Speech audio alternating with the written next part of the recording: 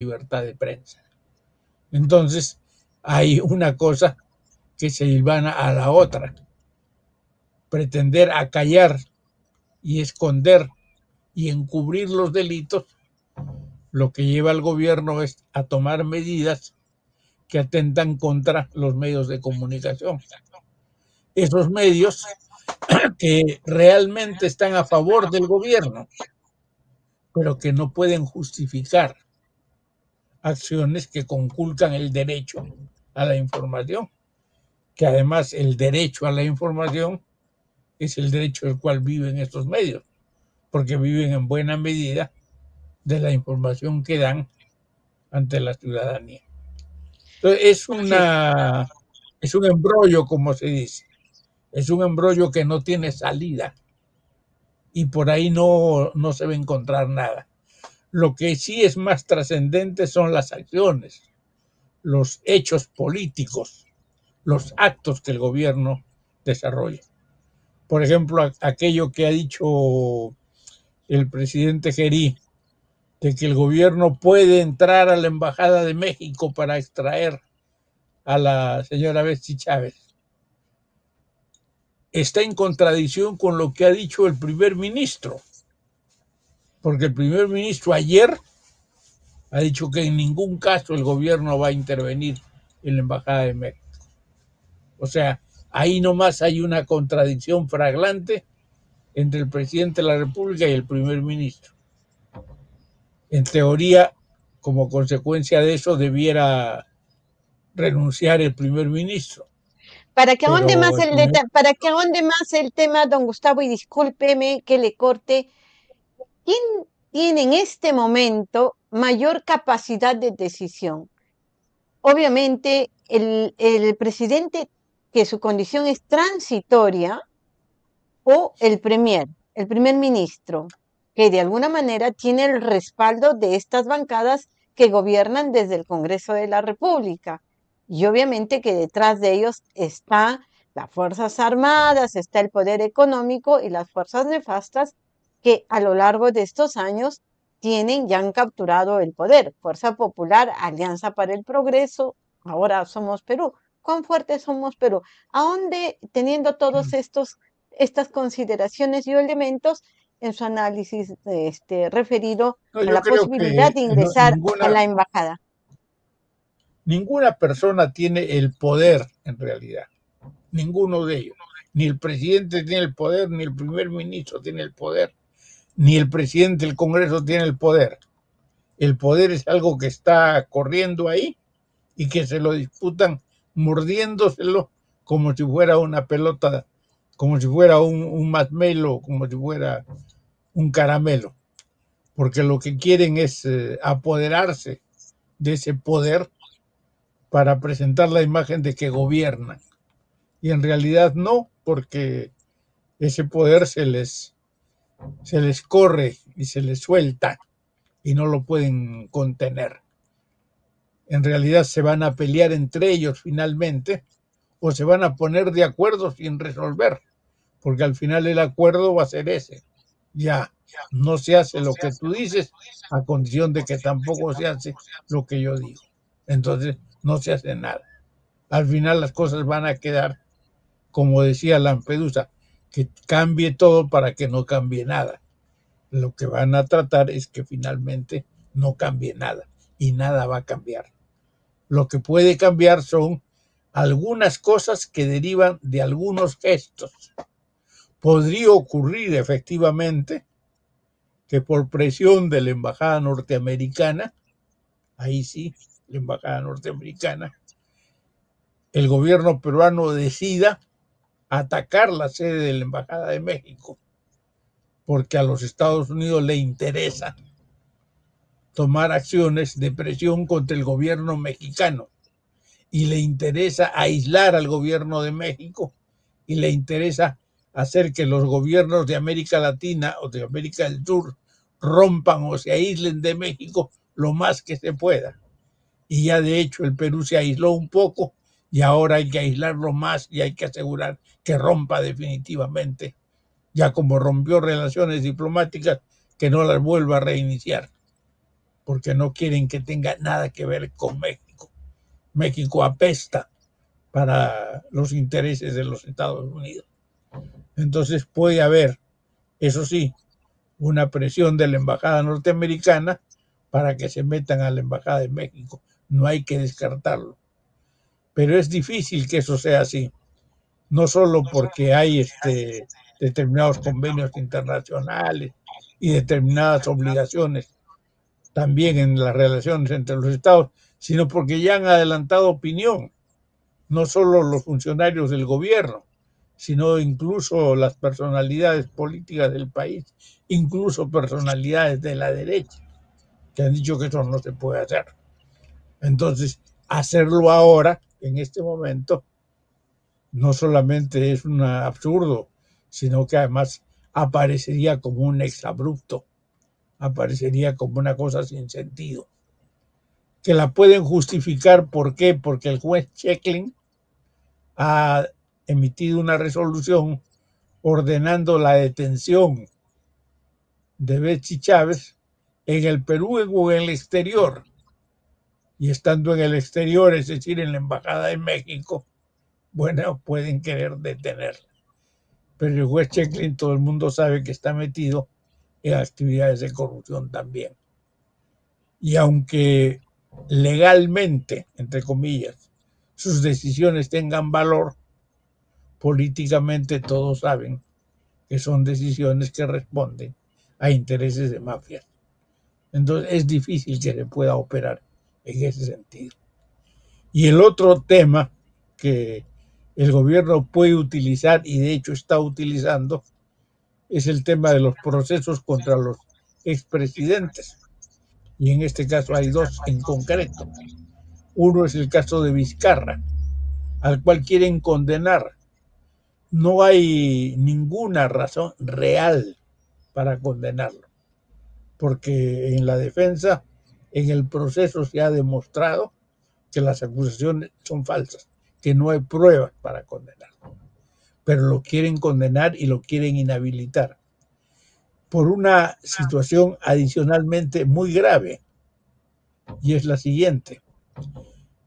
Si el señor Vizcarra logra que la Corte Interamericana de Derechos Humanos sancione en su favor el pedido que él ha hecho y por lo tanto lo restituya en sus derechos, ¿qué es lo que va a ocurrir?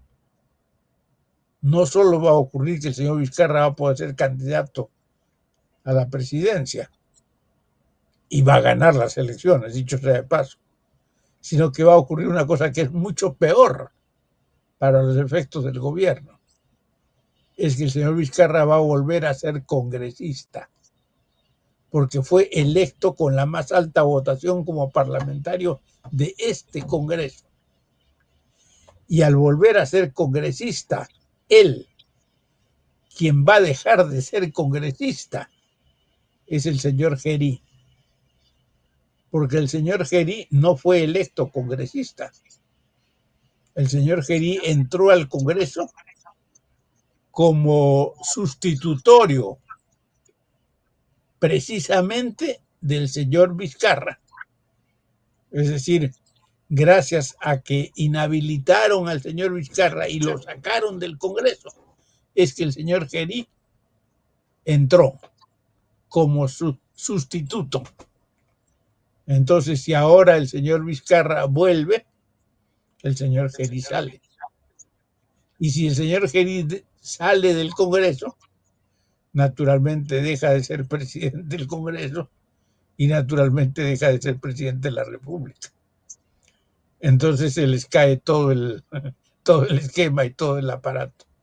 Entonces condenar a Vizcarra ahora es para ellos vital, es esencial, es fundamental, porque si no lo condenan y más bien tienen que rehabilitarlo, se les cae todo como si fuera un castillo de naipes al que se le da un tincanazo en el naipe que está en la parte más baja y se cae todo.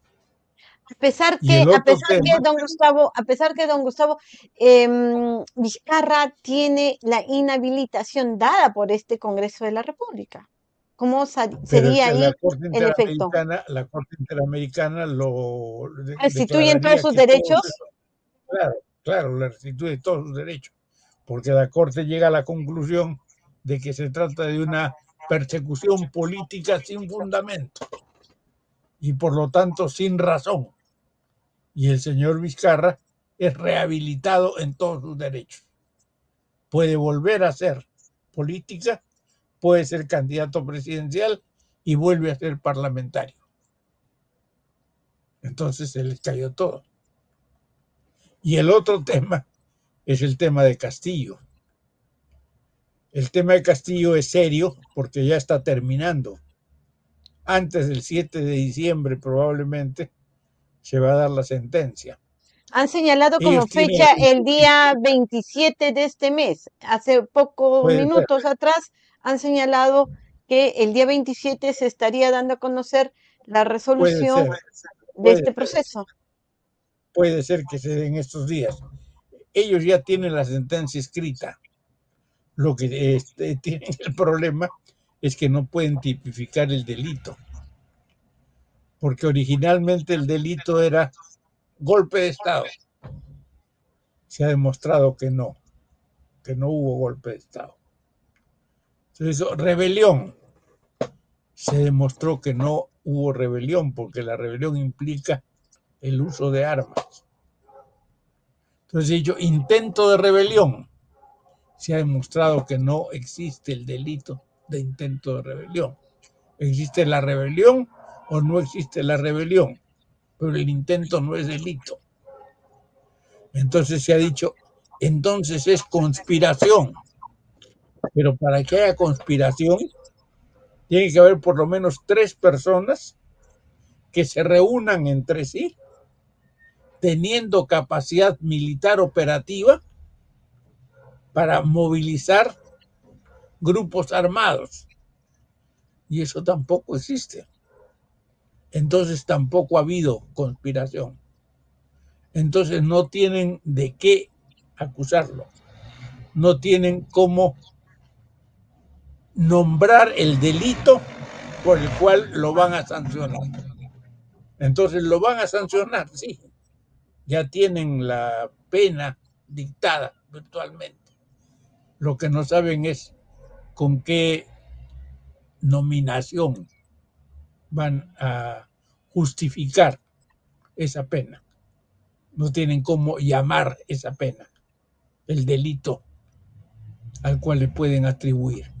Y claro, Castillo ha denunciado y su abogado ha denunciado, el señor Noblecilla ha denunciado, abogado también de Betsy Chávez, que lo que hay es una maniobra descarada y absurda que no tiene la menor consistencia.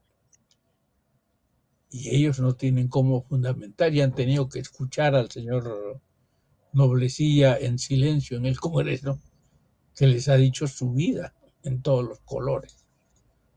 No tienen alternativa, pero seguramente lo van a condenar. Pero eso lo que hace es hundirlos más, porque va a quedar más en evidencia la naturaleza y la esencia de la política que están desarrollando. Y eso los va a hacer perder más posibilidades, incluso en términos electorales. Su situación ya es muy mala. Ya de hecho, voceros calificados de la derecha, como el señor Tapur, por ejemplo, están convencidos que ninguno de ellos va a ganar las elecciones. Y al contrario, están diciendo que la gran preocupación que ellos tienen es que si hay segunda vuelta, 2 candidatos de la izquierda pasen a la segunda vuelta. Porque efectivamente, en teoría, eso podía suceder. No creo que sea así, pero pues, en teoría podría suceder. Pero lo real es que los candidatos de la derecha están tan descalificados que es difícil que pasen la valla electoral. es decir, el 5% de los votos. Vamos a ver qué ocurre. Pero la situación de la mafia gobernante, no solo del señor Geri, sino de la mafia gobernante, es una situación francamente insolvente. No están en capacidad de solventar una política y encontrar una salida elementalmente legítima, entre comillas, que les permita seguir controlando el aparato del Estado. Qué triste realidad la del Perú, ¿no? Porque, don Gustavo, en este momento estamos con un